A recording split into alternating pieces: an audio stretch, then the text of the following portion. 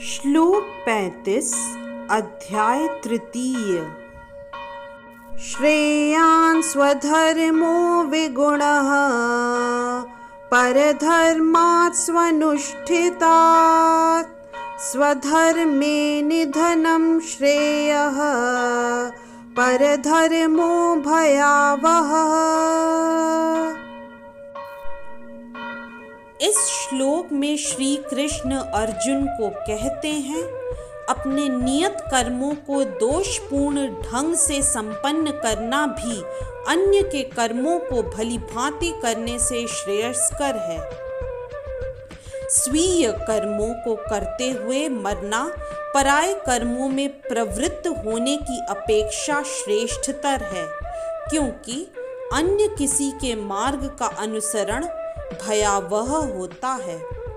यदि इस श्लोक का विस्तार करें तो अतः मनुष्य को चाहिए कि वह अन्यों के लिए नियत कर्मों की अपेक्षा अपने नियत कर्मों को कृष्ण भावनामृत में करे।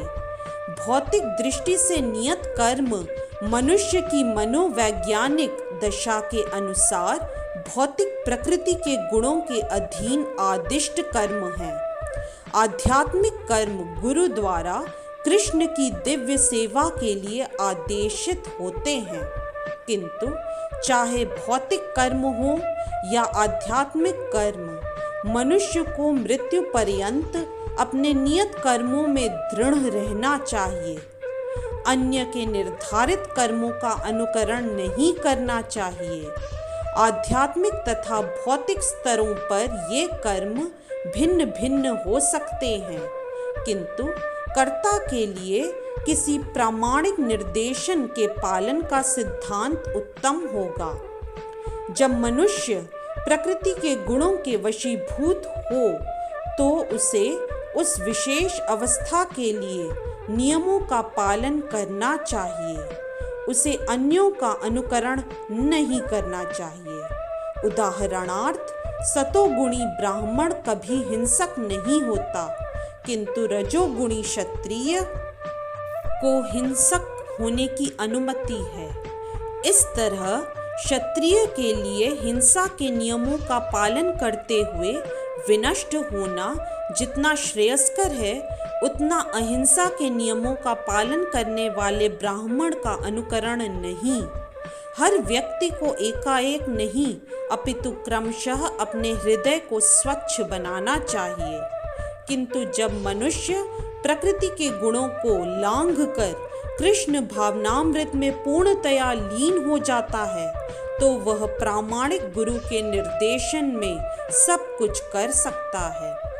कृष्ण भावनामृत की पूर्ण स्थिति में एक क्षत्रिय ब्राह्मण की तरह और एक ब्राह्मण क्षत्रिय की तरह कर्म कर सकता है।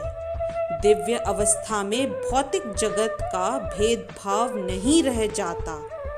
उदाहरणार्थ, विश्वामित्र मूलतः क्षत्रिय थे, किंतु बाद में वे ब्राह्मण हो गए। इसी प्रकार परशुराम पहले ब्राह्मण थे, किंतु बाद में वे क्षत्रिय बन गए।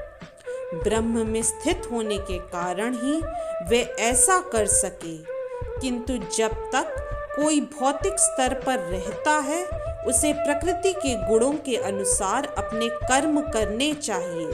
साथ ही उसे कृष्ण भावनामृत का पूरा बोध होना चाहिए। इस तरह से श्लोक 35 अध्याय तृतीय की व्याख्या यही संपन्न होती है। जय श्री कृष्णा। यदि आज का वीडियो आपको पसंद आया तो कृपया लाइक, सब्सक्राइब, कमेंट और शेयर करना न भूलें। चैनल का नाम है मिस्टिक फेथ।